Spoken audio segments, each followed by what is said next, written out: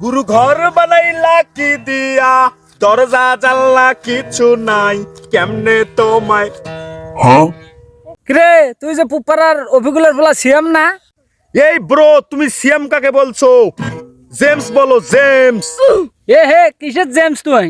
তুই কার ওখান কোটে পাইছিস? কি একান নিয়ে আসছিস? নিয়ে এসে জেমসের দাবি করতে নাকছিস তুই? এ ব্রো, আমাকে চিনতিস না? ওই যে জেমসের পেছনে যে গিটারটা মারি ঘাসের জমিতে, ওইটাই তো আমি। ও বন্ধু, মনে হয়েছে মনে হয়েছে।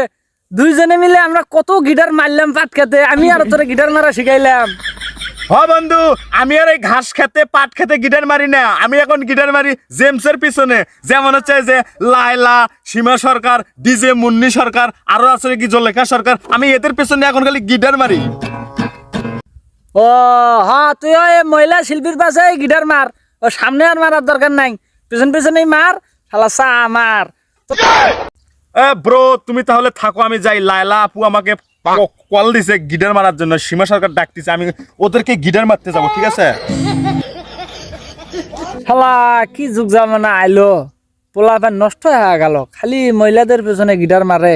এই যেখানে মেয়ে শিল্পী সেখানে আর গিটার মারা, কিচ্ছু বুঝি না, যুগ জামানা শেষ। বাইগান।